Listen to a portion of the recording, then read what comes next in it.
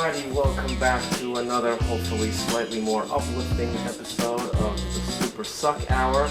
I'm here in the studio with none other than Mr. Peter KillerBootlegs Wheatstraw, right? You still use that name? No. A few people say it, but no, I don't. Okay. Whatever. Famous bootleg toy artist. My name is the Super Sucklord, and we are still locked in our secret bunker away from all of civilization. So this has been shot on a time delay, so we don't know what's going on in the outside world. So we're just gonna pretend that everything is fine and talk about things that we are interested in. I'm gonna follow my own advice and continue to live my life, and we are gonna spend an hour talking about bootleg toys, because that is absolutely what you and I have in common, don't we? Definitely. How did you become inclined to be a person that made toys? I've always, collected stuff, mainly 3 3/4 inch figures, and, it's at a certain point it got to kind of be stale, where there was, stuff that, it was just coming out so fast and so much that it was, hard to keep up, and a lot of it was just different colorways, different Okay, things, let me break this down a little bit. You're a little younger than me, so Right. it's like you weren't necessarily around when the Star Wars movies came out in the theaters. Right. So I'm imagining that your experience with Star Wars was probably one of the main things that set you on the course that you're on now. Right. What was your initial interaction with Star Wars? What year, how old were you when you first saw Star Wars, and what year was that? I was 5 years old. So it was 1990, maybe like 1989. Mm-hmm. It was my uncle's birthday party, and my dad had gotten a bootleg copy of it, of Empire Strikes Back. And I watched it like the next day, and it, just kind of sparked the interest in something that wasn't quite popular at the time. No, that was a kind of a dark age for Star Wars. So there wasn't any toys, and I was... collecting G.I. Joes, playing with G.I. Joes and stuff. And at 5 years old? Well, I had an older brother. He was a couple years older than me. So, I was always ragtag along with him and doing what he was interested in.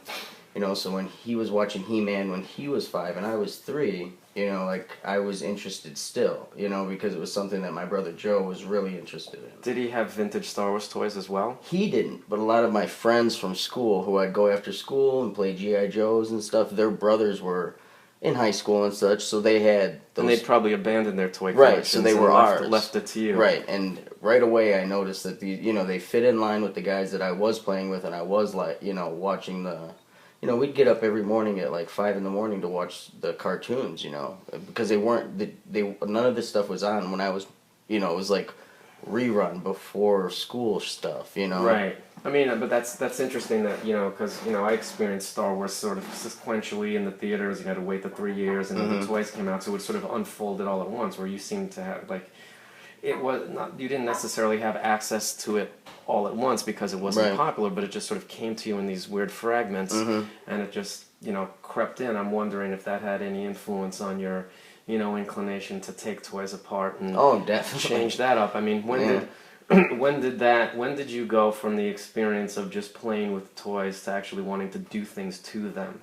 Well, I did my first kind of I did a lot of and I'd get Happy Meal toys that were that scale, that were different, and I'd kind of take stuff a little bit apart and mash them up with stuff that, and just not do anything with them, but paint them, and the paint shit would be all shit, and I kind of ruined the creation that I made. It always seemed to happen where then I'd put it away. And I'm still looking for a few of them that are at my folks' house that are these weird. You think that would things. Be worth money now? No, Some of but your earliest efforts? I want them. I think it'd be kind of cool. When I was 10 or 12, kind of. I mean, I have work from when I was really, really young.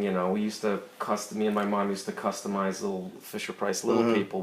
I was a big fan of the Osmonds, and my first custom project with my mom was we got the 5 little people, and we painted them, like Alan Wayne, Donnie, Jimmy, and whatever, and they all had their own favorite color, because I would before I was into Star Wars, I was into Osmonds, and you'd look at the fucking fan club magazine and said what their favorite colors, whatever. And then I still have those fucking things, and they're terrible, but I think, they probably do have some sort of ephemeral value.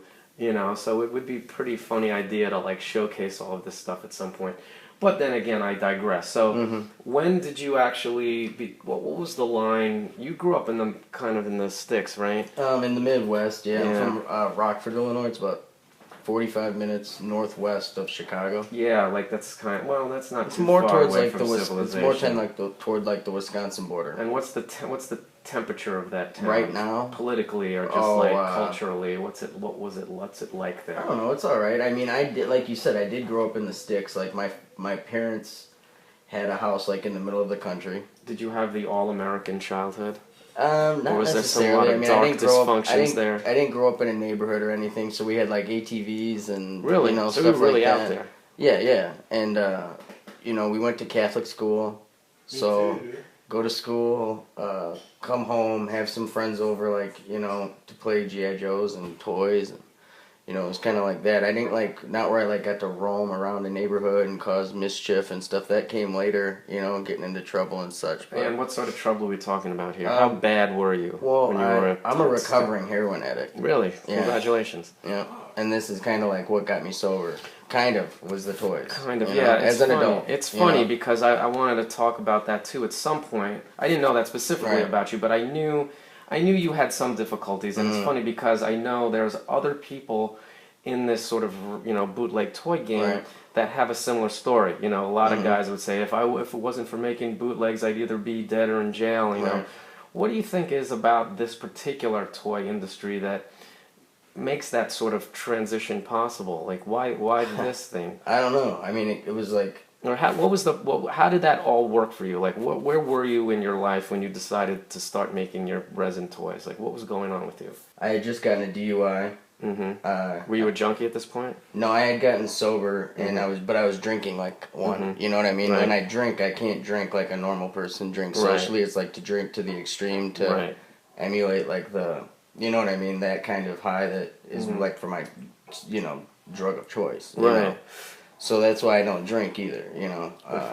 But I had just gotten a DUI, and I thought, you know, I was I was staying home a lot because I had like a breathalyzer in my car. Because I still had to go to work and I still had to do some things, you know. So it was like I had like a thing that I'd blow into to get the car started and all this. So, but I was still drinking, you know. You mean you couldn't start your car without the breathalyzer? Right. So I had to blow zeros before I could drive. Who installed that in your car? The state. It's like kind of a thing to Unbelievable. I've get. never heard of that. Well, you have to pay for it, you know. Like every month Interesting. you have to pay like a monthly fee That's to even have it more evaluated exactly. and stuff. Yeah. Wow, that's heavy duty. But man. it was, you know, it was that or not drive, you know. Right, I so it was understand. like I needed to get to work. You know, I had, you know, my daughter at the time, so I needed to get back and forth to work, you know. Right. And were you doing any sort of creativity at this point? I had like my brother and all my friends. Or his, you know, like when I had gotten clean, let me say it. So like I got clean and I stopped hanging around with like all my friends that were bad influences. Right, that's one of the And things you have to do. I hung out with my brother a lot. And we hadn't been friends in years, but we started hanging out a lot. And he's like he's a graffiti artist. And I mean, it was like they got caught. They'd been tracking him. It was like a huge thing. Him and like two of my other friends, or his friends, and like one was, you know, he was like my best man. I mean, he became one of my good friends. But they all got caught painting and stuff, and it was like, you know, $500,000 bond, you know, felony crimes because they'd been doing it for years, and they had their black books and raided their computers, and it was like when MySpace had first started and people were posting pictures of like, I did this on this wall, you know. So they were all graffiti. I grew up with like all these really talented, like infamous almost graffiti writers in the Midwest. So I grew up with like all these talented artists, and I wanted to try and do graffiti. You know, it was like to like you know, be like my brother. I always looked up to him and stuff. So but I couldn't draw a letter to save my life. You know what I mean? But I'd always been a really talented artist, but I'd kind of given up, you know, doing drawing, painting. I always was in multiple, like, honors art classes, you know, and stuff in high school. And you pissed that all away. Yeah, as I got into, you know, more into drugs when I was younger, in high school and stuff. And so I wanted to do that, and it was kind of trying to, you know, just do something to keep my mind off, I was drinking, like I've said a few times, but I wasn't using drugs. You were looking for some distraction. Some kind of distraction, yeah. And I started doing like these. Well, I would ask everybody like, "Hey man, can you do this painting of a Boba Fett for me?" Like this is before like Etsy and shit, so you couldn't just type in Boba Fett painting and find 300 of them. To get. You had to have somebody kind of do it for you, or you do it yourself. So you wanted to collect Boba Fett paintings. Well, that was your answer to your addiction. So I fucking figured. Instead of asking these guys, I was like, I can do this. You know what I mean? Like I'm talented. I can do this. So I bought a bunch of canvases. It was like it was Thanksgiving some year. I can't remember what year it was. Maybe 2000, maybe it was right around my daughter being born, so maybe 2007 or so. So maybe like around there. And I bought these canvases and I bought all these paints, and I was like, I'm gonna do these, these paintings of these characters from Star Wars and stuff, kind of copying like a stencil-y style, but I was painting them all by hand. And I built up a mass, like a big collection of them over maybe a 5 or 6 month period. Still have any of these? I have all of them. And I painted all those, and I put them in a gallery show. These are great. They're stencils. And I was like, no, they're not stencils. I did them like by hand, So that was kind of the start of it, Yeah, but then when did the toys come into it?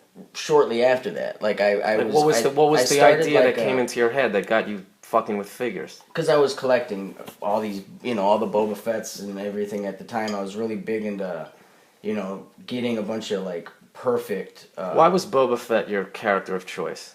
Because that's my thing too, and I have my own reasons. I know, and it was curious, like it was a weird coincidence, but well, maybe it's not a coincidence at all, because that's I think what I wanted to make initially was Boba Fett toys, and I was like, this guy, now I can't do this. So I mean, I did one when you were saying and you may not even be aware of this, but it was one of my earlier figures. You were saying, this is when you were saying you were going to quit. You were done. 2010, 11? I've said it a few times here and there. But when you made it public and, you were saying you were going to quit. Okay, right. You and Carbonite, you know what I mean? Right, okay, but we're getting a little ahead of ourselves. But I'm just, before we get... I love Boba Fett. Yeah, I love Boba. You got the Boba Fett. I mean, I love Boba Fett too, and I'm just saying, I'm just wondering, because everybody loves Star Wars. But people gravitate toward different characters, and it just seems like the people that are attracted to Boba Fett specifically are predisposed to some sort of independent streak, or maybe it's just me and you, but I think that, Boba Fett is a type of person that lives outside of the law. Right. But he's not evil. He's just sort of a freelancer. He's doing a job. He's doing a job, but he's just like, he cuts his own cloth. He's done jobs for the, didn't he do some stuff with the Rebels too at one point? Yeah, but I just think, he's a quintessential outlaw character. He's like the Clint Eastwood character of Star Wars, and I think, he's like a man that lives by his own code, and I think that there are certain people that are into this sort of so-called bootleg genre. There's a million ways you could choose to express yourself if making toys is what you want to do. And a certain type of people are attracted to this, and most of it is they're all ex-junkies or complete fuck-ups, and they love Boba Fett. Yeah. And it's like, I'm just wondering if I'm just trying to assess, some sort of profile that goes along why somebody would want to attempt to do this kind of thing. And it's just, now, I've known you for a long time, and like we've been friendly rivals in the past, which to great entertainment for the masses, right? But it's just, just trying to figure out, what the commonalities are. I mean, I know there's a lot of people who have been following this toy game for a long time, and to see us finally sit down and talk about it, like that, would love to see us, get into an argument, and we're well past that by now. Right. But I just think that's interesting that the Boba Fett seems to be the official mascot of toy bootlegging. Like, has no talent, is a newcomer to the game, and found his own sort of way to cut a swath for himself with the injection molding, and the very first figure he chooses to make is Boba Fett. Right. And that's just not a coincidence, and it's not. I don't think it's because people are copying other people. It's like, maybe I might have had an advantage out the gate in making bootleg toys, but it's like I can't claim to own Boba Fett, And it's like I always love the way everybody falls over themselves avoiding Boba Fett as to not step on my toes, but privately I don't give a shit, because to me, is not even Boba Fett anymore. I took Boba Fett and I made it into the Sucklord, and that's its own thing. And everybody else is allowed to have their own Boba Fett, and whether, you know, the culture at large chooses to accept your Boba Fett as distinct or not is not my concern. So I just think it's really interesting that Boba Fett is the mascot of the industry that we're in. And I think it does serve to paint a picture of the people who do it. So okay, so you're doing your Boba Fett paintings and your stencils. Stuff, When did the figure actually come into it? Shortly, you know, it was like What were you trying to do with the figure? What was your first? Okay, I took like an Ewok, and I took a Boba Fett chest, and I put the Ewok legs like into the Boba Fett chest, and then put like dinosaur arms on them, and I used like a bat head from G.I. Joe, BATS, you know? Right, yes, okay. So it was like this weird little creepy thing, Yeah. but it all was perfectly blended together. You know? And you saw that and you were like, oh. Yeah, I was like, this is tripped out, and it was thing. fun, you know? And then I started doing like just one-off, you know, using the toy parts and like super sculpey and like, you know, boiling it so that it wouldn't melt, you know, if I tried to cure it, so it'd be hard. Right, that's interesting. Right. And you were just doing this by the seat of your pants. Yeah, just screwing around, you know. But I mean, like you didn't have any end result in it. No, but I mean, you didn't know. You were just doing trial and error, trying to figure out about shit. Okay, and so where did it go from there? Like, when did you get to a point? I did that for a while and made a whole kind of series of those, and then I had like some local dudes that I know that I'm friends with do some screen prints that were like Star Wars cardback reminiscent, you know, and then I, you know, jacked some hydro fonts and stuff, you know, from his site. So made it look fresh or whatever, and then framed them up, and I had to put them in some... With the figure? Yeah, with the figure and the thing, and then a frame, and then I put those in galleries. And that was kind of the first, because I'd done that one series, and people were like, with the paintings, and people were like, wow, this guy, he can do some art, so I started getting some more people asking me, like, do you want to be in this show? But it was all just stuff in Rockford, where I'm from, you know? And it was never outside of that. And then a friend of mine... I was complaining because I would sell these. Like, somebody had asked if I have any of these. I have none of them. Or wait, no, I have one, and one of them is like one of the last ones I did that was, where it was just like a solid kit bash, and then I painted that, and it's like probably one. I mean, it gets like more likes sometimes than some of my resin stuff. It's just really dope. It's probably like 20 or 30 different pieces, all this different stuff going on, you know. And my brother painted it. This was like. I kind of, after that one series, I was like, I'll have other people paint my toys, or at that point, I knew about you, and... Okay, stop. Okay. How did you, you were doing this stuff, but had you made any molds or done any casting or anything like that? When did the mold making come into it? Okay, so this is... what got you to go from kit bashing to resin production? A buddy of mine, he's like a hip-hop DJ, he's really dope, actually. I'm sure his name's Goodwill. Okay. If he's watching. Shout out to Goodwill. Goodwill. Yeah. Anyway, go on. So he was the one who was like, you need to mold and cast these. Like, if you just like they would do parts in a, you know, and he worked in a factory or something. It was like, you know, these parts that we do at work, you know, they mold and cast this stuff to make multiples off the same thing. Right. Okay. And he's like, that's what you need to do. And so I Googled. And we were at his apartment, actually, and he Googled molding and casting, like action figures, custom action figures, and then I started seeing pictures of your work, and I was like, whoa, like, what the hell is this? Like... What year was this about? 2008, you know? Okay. 2009, maybe, at the very latest, and, you know, I was seeing, like, all your, you know, gay empire figures and just all these different things with, you know, and it was like...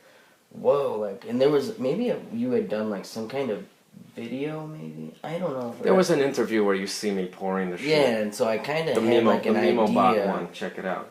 Way before the famous one. Well, I had, like, an idea, but it still was, like, I didn't know how, you know, to do any of it. It was, like, so then I ordered some, what fucking brand is that? It was a disaster. It was, like, some... Casting Craft? No, it was, I ordered it from...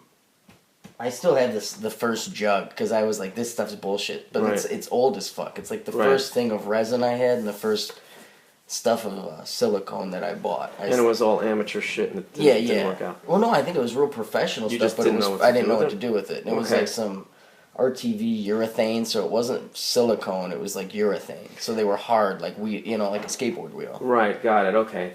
And so, how long did it take you to get up to speed where you were actually able to enter the game? Well, I got this one stuff that kind of changed the game, and for any of the new guys, if you want to learn to mold and cast really well, it was like this stuff. I'm not gonna tell you what it's called, sorry, but you can Google it if you want to do a little research.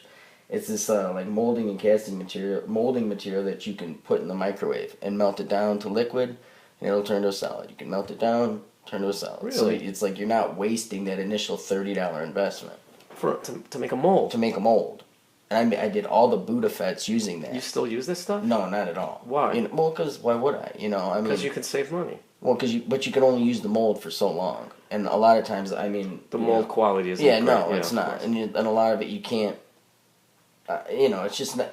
You can only use certain resin because, like slow cure, like 24-hour cure resin. Mm-hmm. And that's where I was using like the cast and craft crap because if it gets heats, hot, it knocks because it it'll out. melt the shit. So when I made like the first boot. So 325 is out. Yeah, and that's what I tried to use something like that, and it melted it and distorted it, and I was like, fuck, like what the hell? Now I got to remake my mold because it was unusable, and it almost like, you could strain it with like a paint strainer or something, to reuse All the it. details. Anyways, It's just fuck, all right, but I mean, like, so what you went? Everybody's went through that period when they were figuring out their technique and their craft and all that stuff. And makes sense. What would you say, as far as your career goes, when you were actually had a piece that? What was the piece that established you or got you out, to the point where, Killer Bootlegs was a thing? Like, how did you come out? Where did that name come from? And like, when did it sort of solidify as a thing, where you went from your wandering experimental phase to like the sort of origins of the brand you have now? Like, what was the definitive thing? Well, I coming up with the Killer name, like I was thinking of something to play off of like one of the Kenner logo or the Hasbro logo at first, and I was thinking like Has Been. For like Hasbro, because I thought, at that point I really didn't have like a high expectations of myself, you know what I mean? I'd kind of been through the gutter and kind of dragged myself out, but I wasn't doing anything, Self-deprecation is a big part of this game too. Like look at guys like Has No Talent, 2-Bit Hack, Suckadelic.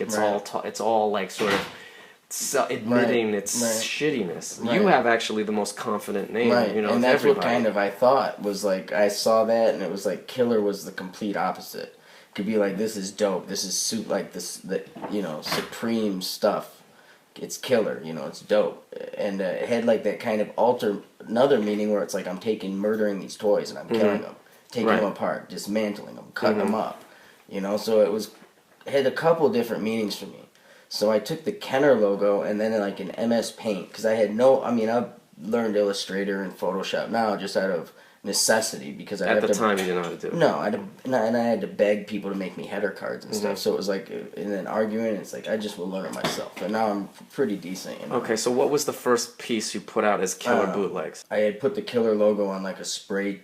I called it Art 2, and it was a spray can. R2D2, I had seen yours and it was similar in design, but it was a one piece. Yours were like 2 color and used was it like a modern body with vintage legs? Mm-hmm. Mine was like a modern toy completely, like just a maybe Power of the Force 2 or something. And I put a fat cap on it and just molded it like that. And it came with a boombox. That was the only thing that distinguished it for something I had already done 2 years ago. Exactly. And I'm not mad at you about that. But because it's a really obvious idea. So it's like it's not like there's people that would want to. There have been people in the past who have called attention to these things because before we get into the real juicy stuff. Okay. How did you? Such a history. Yeah, no. We're gonna right now. This is all just set up. The contention stuff is gonna come out soon. This might be the Suck double hour. Yeah, no, I don't think so. You'd be surprised how long it takes to do. We're only halfway through. How did you get that toy out? Like, how did you get people to look at that thing? Well, see, I really didn't. A buddy, this guy, he actually I brought one of my shitty kit bashes to a couple of them actually, to this gallery show that was called Molded Heroes, and it was in Aurora, Illinois, where Wayne's World's famous for. Aurora, Illinois. Most of you guys probably have no clue where it is. But I've heard of Aurora, Colorado, which is where, like, it wasn't AFX from there? It was a toy company from there.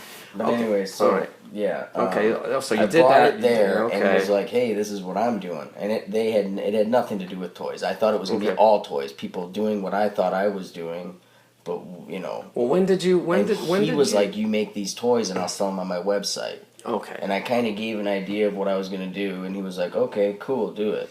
Right, I guess that was the next question is like when you're doing this stuff, you're sort of pulling it out, and you know you had this vague awareness of the Sucklord, which wasn't troubling you at the time. It would come to trouble you later. But you hadn't been on Work of Art yet. Yeah, right, and also I'm knew imagining, you know, like the world that I had been playing in hadn't heard of you yet either. Like when did your stuff go from just being something you were doing locally to having like to getting in the toy scene or getting the audience, getting online, getting on Instagram, getting on the toy blogs? Like when did that? What got you to that? So point? I made that art too, and then I made the one of you in carbonite. Like it was. Wait.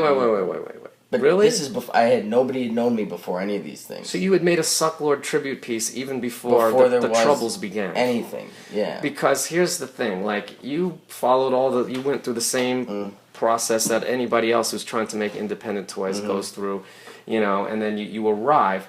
Now, you know, it wasn't, you know, there was, when did you get your first notion that some people were going to give you pushback because there was this guy called the Sucklord who had already sort of done some of the things you were trying to do? Like, when did you first realize that was going to be sort of a thing? You know, because you'd caught a lot of shit. Yeah, no, You did catch a lot of shit. And before we even dissect it, you know, whatever, we can talk about because nobody, I mean, this, like, nowadays, if there was still these rules...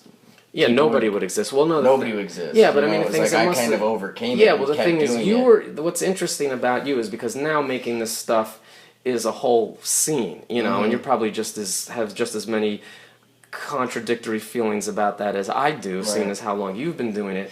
But, you know, for better or for worse, there was a person named the Sucklord who had sort of done this and had already gotten a little celebrity in a very small sliver of the world.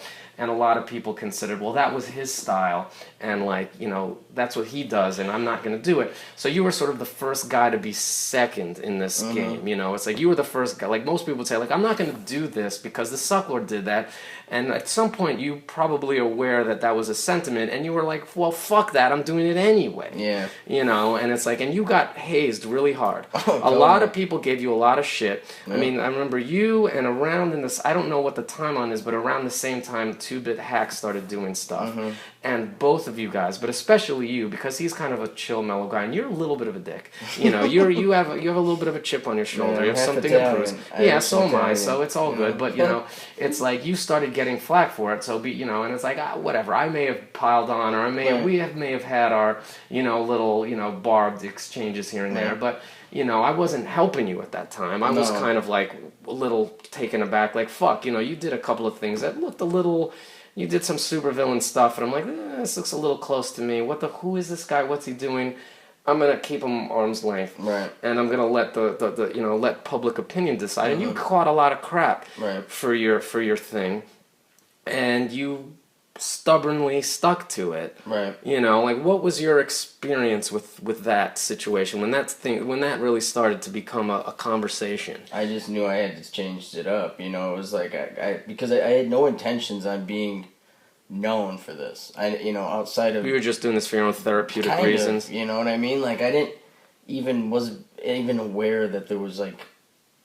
I mean, you know what I mean? A scene or a thing? Nothing. Yeah, but when you realized that there was, you probably were like, when did you... You must have realized I can do something with this. But I had posted photos of some of this stuff, so it was like people were rediscovering some of the older stuff that I'd done. Uh-huh. You know what I mean? I was already, like, starting to move forward with this. So, I mean, was that a conscious choice at one point where you're like, yeah, okay, this is not going to happen. I have to come up with my own... People are paying attention to me, you know, right, where I didn't know that they were before. Right, and then suddenly you were... There was, like, no social media. Right, and then suddenly there was, and then and then everybody just starts gossiping and saying all kinds of, shit, and just... Yeah, I mean, it was like, it like this did not go on for like years. You know what No, I mean? It was no, like but a the thing real- is, people wanted it to. Well, 'Cause, and then a lot of them now, now collect my work, and I joke around. I have their phone numbers in my phone. Some of them are some of my best friends. Yeah, no, and listen, I give you a and lot of these are- credit because so- it's like you did kind of kick a door open, and so where it was just like you weren't deterred just because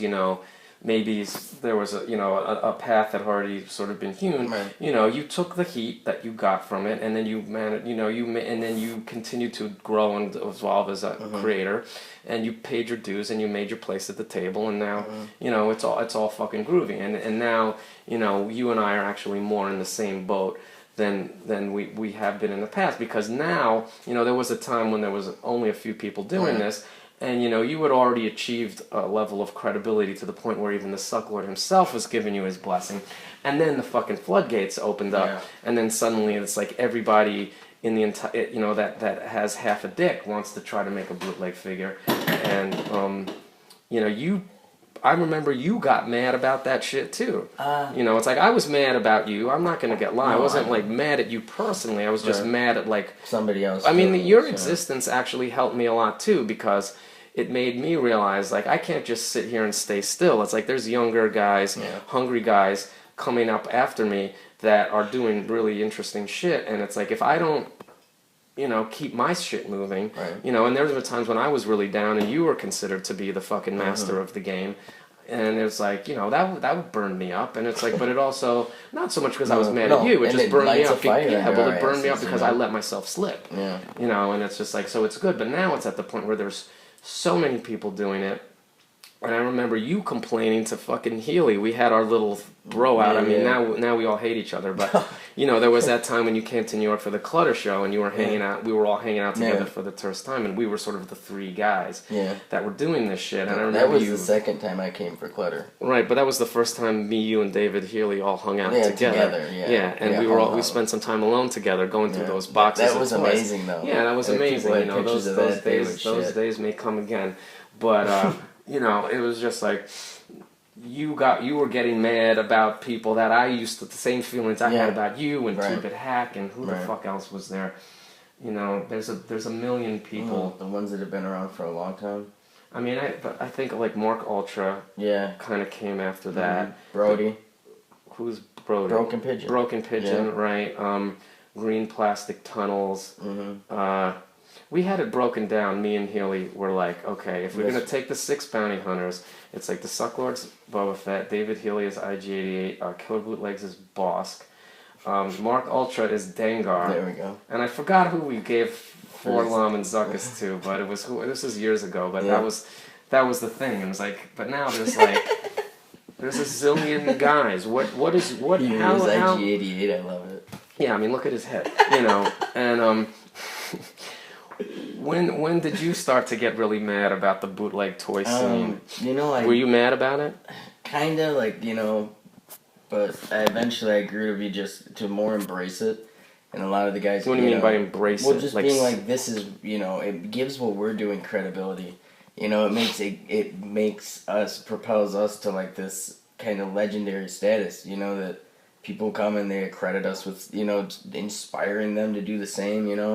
I had so many people coming up wanting to take pictures with me and shake my hand. And how does that make you feel? I mean, great. I'm sure. How does it make you feel? People do. I'm addicted to this shit. It's like I'm nothing without my being adored by fans. Right. I'm like. I love it, but I try and be as respectful and to the new guys, because I learned this from being in rehab and stuff. It's like you have to. The newcomer is the most important person, because without them, we're nothing. You know what I mean? Don't you think somebody needs to put a stop to this? If people are making documentaries about us, there's, dudes filming us now. We'll probably put it in there. Okay, so let's get it. Let's. This is a. I what know. if we're on Netflix in a few years? Dude? I know, it sucks though, because it's like I keep threatening to retire from this thing. It's like I've done it so many times that people don't take me seriously, and they shouldn't. But it's just like. It's like kind of like being in the mafia, it's like you really can't get out. And it's like... How long are we going to do this for? Well, yeah, because it's like I always feel like I like doing this, but I've put out probably 150 individual editions of carded figures. Right. That's not even counting like suck pegs and Yeah, dummies no, and He-Man. Just the carded right. figures. And I could technically keep going. I'm never going to run out of ideas. I can always think of shit. Right. And, you know, it's like the more people do this stuff, the more it forces me to come up with, to keep my ideas tight and get it. Like, my shit now doesn't look anything like my old shit. And, like, whether I want to admit it or not, I am reacting to what's going on. Right. Oh, I do too. You know, it's like I see like a certain humor, a certain aesthetic that people in that scene are doing, and it's like I have a certain status in that scene because I'm lucky enough to be the guy that started it. It's great, but that puts a lot of pressure on me to continue to be relevant. You know, it's I almost feel like I can't walk away from it now because people look to me as sort of like somebody that created something, and if I stop doing it, you know, I'm leaving money on the table, but then if I keep doing it, I've got to be extra dope. I can't afford to be mediocre because it's like I have a certain image to protect, as you do as well.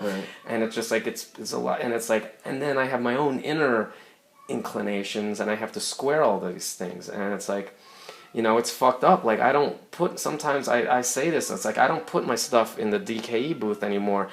You know, part of it is because I don't want to be, I want to keep some sort of separation. You know, like I want to be seen as something somewhat elevated, but the reality is, it's like I don't want somebody else below me to sell out before me. Like, I don't want to put a toy in Dove's booth and have that shit sitting there warming pegs while fucking newcomer Joe kills it. It's like I can't afford that.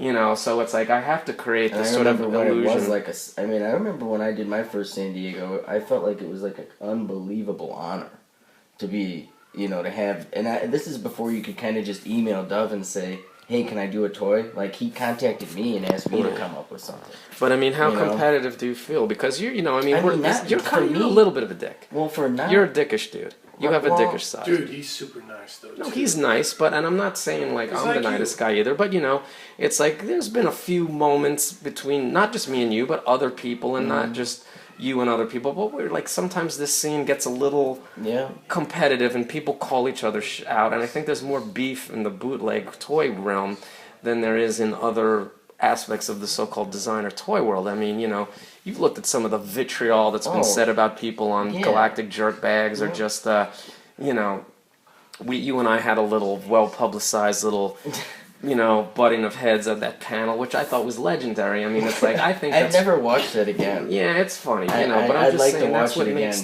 makes this shit kind of a little bit more interesting, because a lot of the rest of the designer toy world is very, you know, touchy-feely and very nice, and people in the bootleg game aren't afraid to go on Instagram and have a meltdown about, well, this guy put 2-1B's legs with Bosk's hands, and I did that first, and fuck you. I mean, you know, it's like, it has that aspect to it, and I think that makes it more entertaining for the consumers, but it's like, it's also completely preposterous, you know, but I think, you know, I think that it's sort of baked into the bootleg cake. I mean, you've had your issues with people before. What do you think about the notion, like, who gets to claim what? Like, we're making sample-based stuff, so it's just like, I mean, I think of it like, you know, kind of like, I mean, it's like hip-hop, you know? But does it matter who did it first, or does it matter who did it best? It doesn't matter who did it best. Right. You know what I mean? And none of these things or these parts belong to us.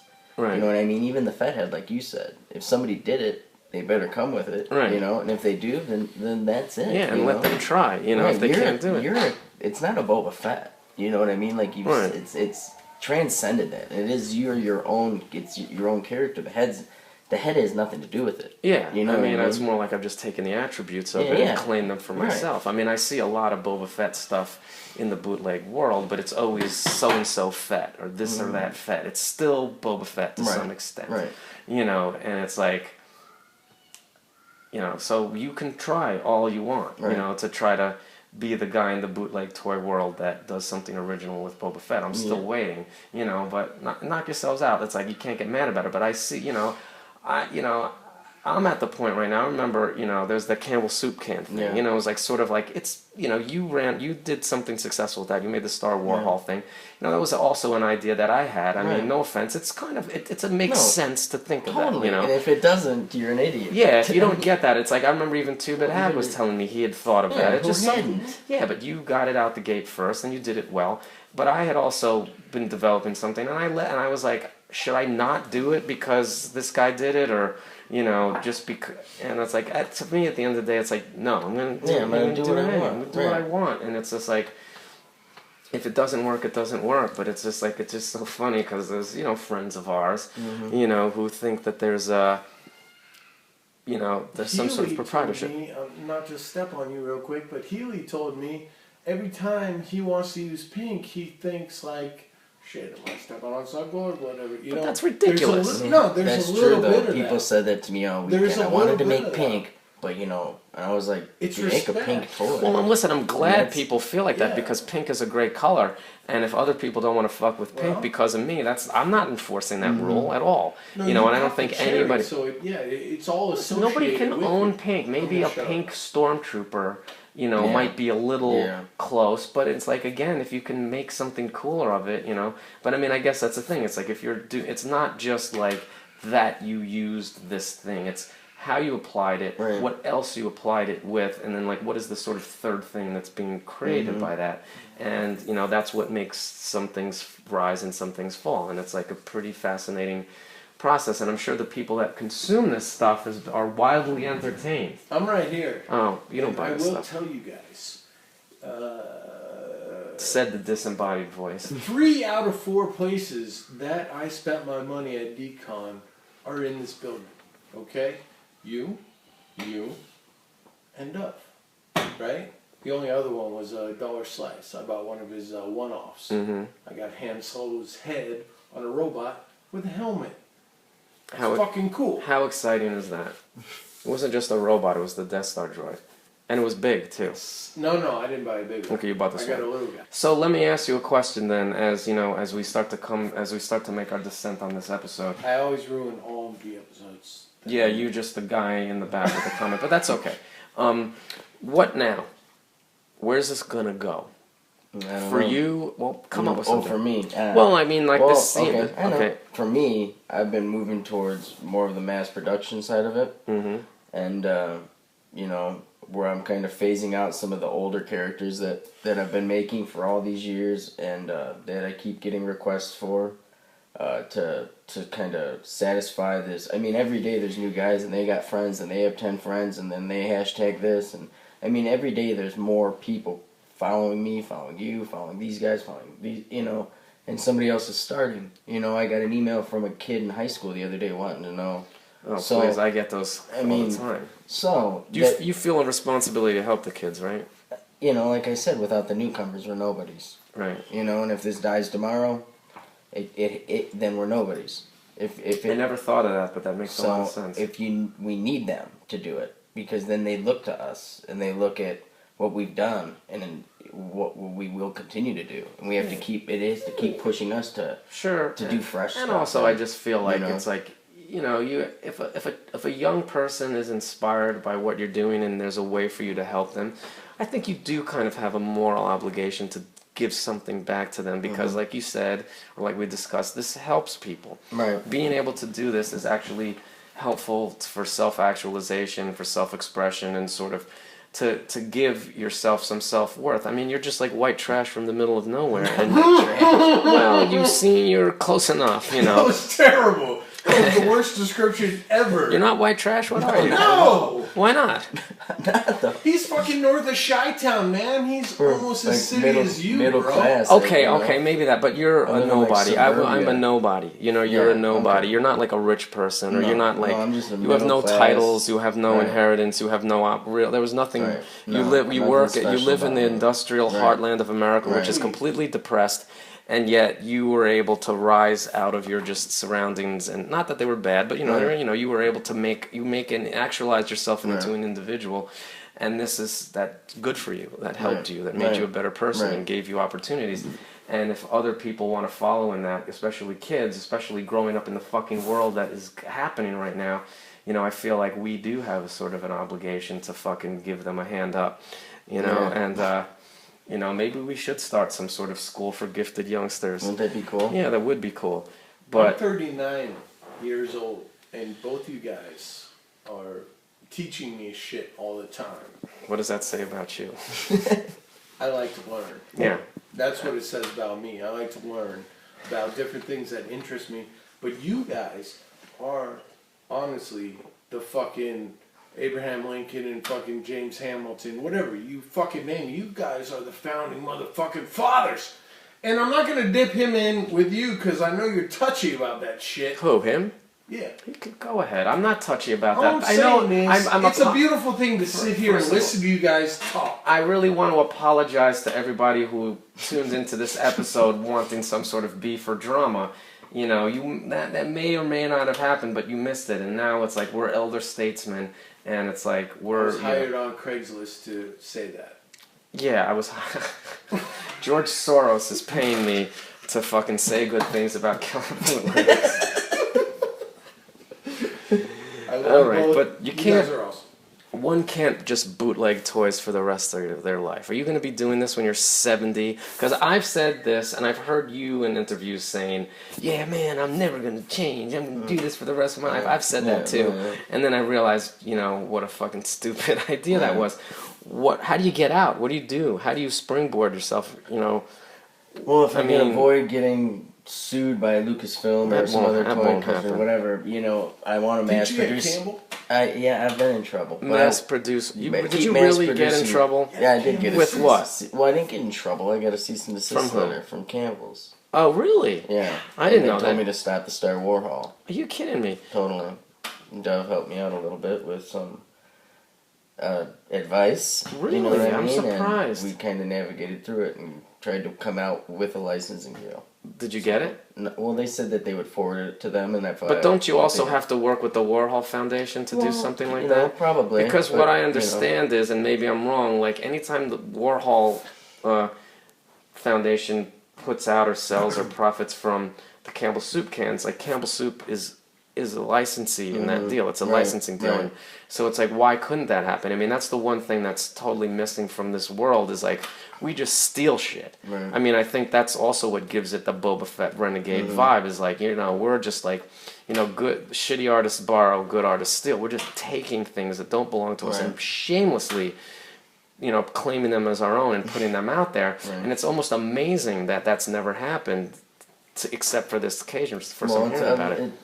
And it's funny. Hitch kind of got in touch with us too, Really? telling us to stop. Really, and also well, not him personally, but the foundation or his estate, yeah, and also that I forgot the guy's name. Forgive me, the guy that made that Tapatio figure for the In Action figure show 2 years ago, whatever. They got called out too, which is so weird. You know, you'd think it would be Lucasfilm, and it's not. You know, I mean, it's a free commercial for the product. Yeah, but it depends what the Yeah, but who knows? I mean, you've probably had it too, where guys from Lucasfilm want to get them for Secret Santas or stuff like that. Yeah, but the thing is, I don't know. Like you know, it's like my approach is like. Sansweet owns our stuff. Yeah, that's true. You know, I'm in Sansweet's blue room. Maybe you are too. I'm sure. I don't know, but it's like.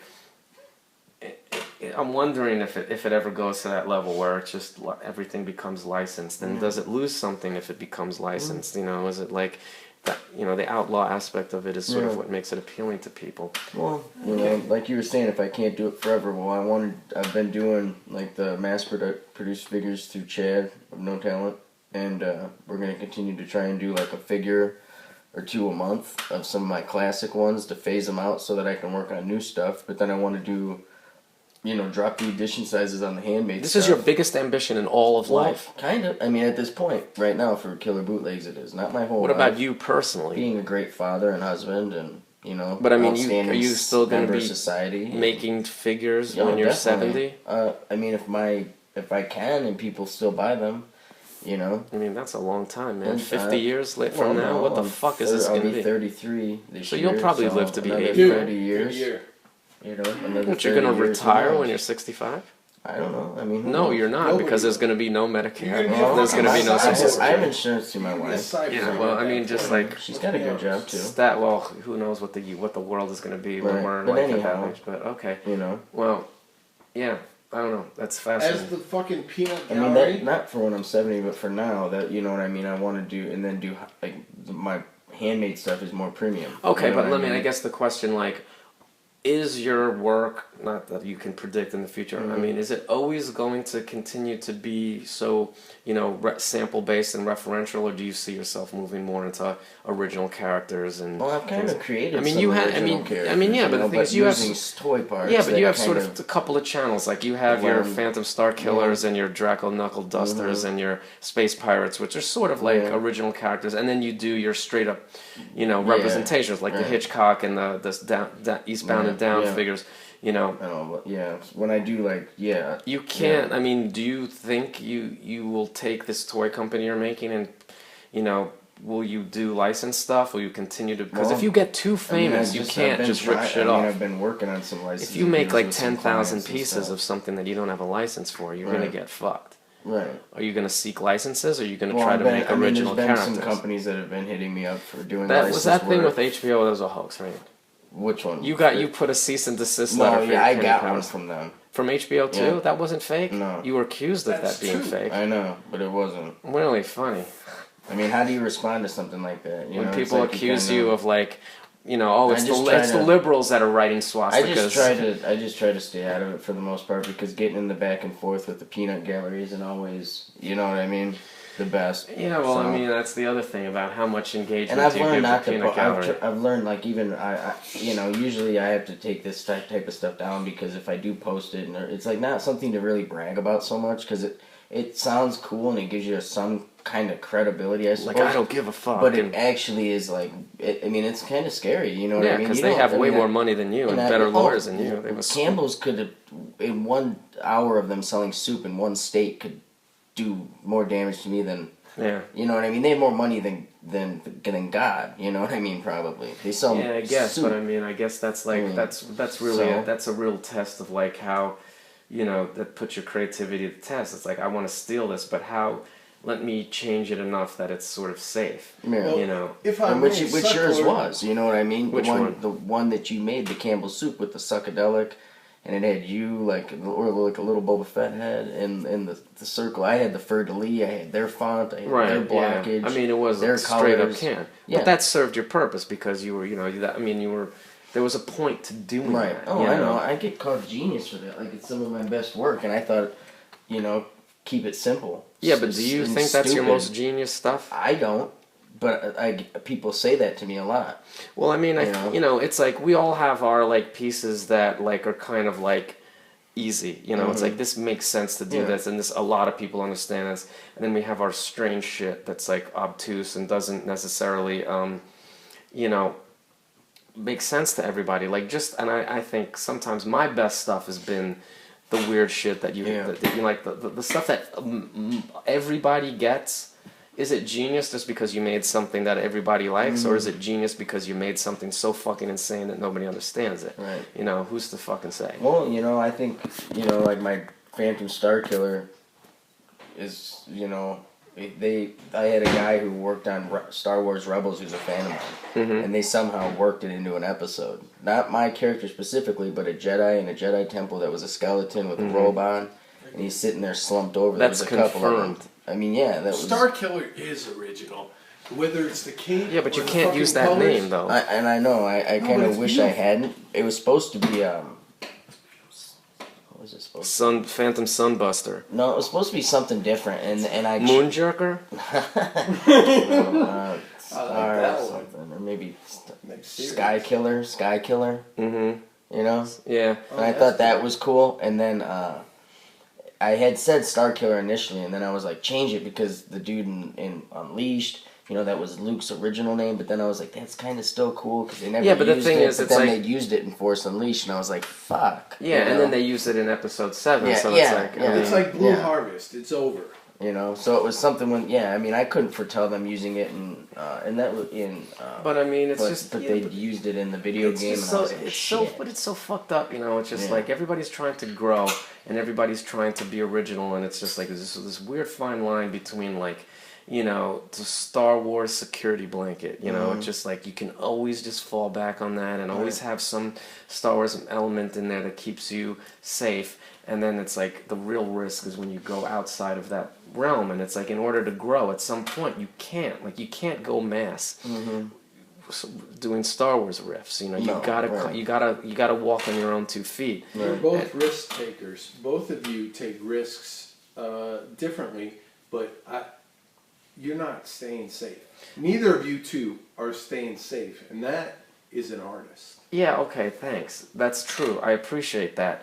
But it's like for people who use Star Wars so heavily in their palette, you know, it's just like at some point that has a limit. You know, at some point you're gonna hit a point where you can't do that anymore if you want to. Well, not if you're releasing movies every year. Yeah, well, like I'm saying, you're not like we can get away with our fucking like 50-piece runs, you know. But if you were making 5,000 or 50,000 like pieces, 5,000. They'd still be yeah. But the limited, thing is, but here's the double standard. It's like, you know, you can make a short run of toys and of your own imagination and sell 50 of them, you know, because you have enough people that like your style. And you could potentially sell 50,000 pieces of a Star Wars parody. Yeah. But the real trick is like, how do you sell 50,000 pieces of something you created on your own with no Star Wars? Well, hopefully that I can keep, you know, getting fans that are interested to, you know, like there's times when I do a drop, I get several thousand people going through my store. They're not all buying stuff, they're all looking. Right. And if I can offer something that's $20, I think that, you know, gauging the response I've gotten off my last mass-produced figure, that it is something that is, you know, somewhat attainable. And if I can do, you know, just keep, there's new people every day that are involved in this. Coming into play, right? Like Right. you're like, right. It's some guy that always comes amazing. along and changes the game. yeah, nobody's Chad was doing that guy. nobody's doing what he's doing. He's taking the bootleg resin attitude and being like, you know what? Give me all those parts. Well, I wanted Right? I had dabbled in kind of doing like I dabbled in the idea of doing a Sofubi figure, and I just didn't feel that it was like true to my nature. Like I felt like I was pandering to a certain crowd and genre You can't of spread people. yourself too thin. But it's true because I Stay wanted to to your do what niche. I do, and it was like I want to make Star Wars figures. So when I found somebody that was doing like an exact factory that makes like Star Wars figures with like the rubbery arms where they're like not hard, or you know they're made of a certain material, and then the bodies are like a hard plastic, and I just thought it really spoke to me, you know. And it was like, this is something that if these figures were to be made 30 years ago, they would have been made like this. Right. And I'll You speak know? to that because I bought the big one and the little one, and it is nice. You squeeze the little one's legs and they move, and you can like Instead of snapping off. Yeah. There's, and that's, yeah, you know, exactly. something There's nostalgia on top of some built-in quality in your brain. Well, let's see what happens. I think it's going to be. Well, I know very you're having interesting. one made too, right? Yeah. So I think it is, you know, a good move Evolution. for Everyone's us to take, everyone's you going know. to do it, but it's also. No, he doesn't want to make them for everybody. Yeah, I know, but I So- mean, like, and it would more boil than one down- person is going to do it, Yeah, and oh, now it's going to now- be interesting to now. see, because now it's going to require a whole new skill set or a whole new, you know, approach of things. Because, like, here's the other thing: it's like you got to also consider, like, how many people are buying the stuff we make because they're like low numbers of things that the Yeah, artist true. actually made with his True. own hands. Like, is something being lost when you Well, you there's go also to an mass issue- production? Every single one's exactly the Should same. you inform them They that have no it's hand not to it. resin? That's I've another been. issue. I mean, Yeah, I've yeah. said That's it. another I'm issue. saying You it's can't nasty. go Because out it's there and not say I for- handmade this shit. No. No, I'm just saying No. it's like another thing because you got to make sure people don't think it is resin. Well, no, I've been making that point Yeah. to say that it's made in China, it's injection molded. Oh yeah, it's on the But But I label. guess like the it. idea is Right. like, it has a different attraction. Like, I Right. think there are some people who like what we There do was because people of that it. there came is. over that collect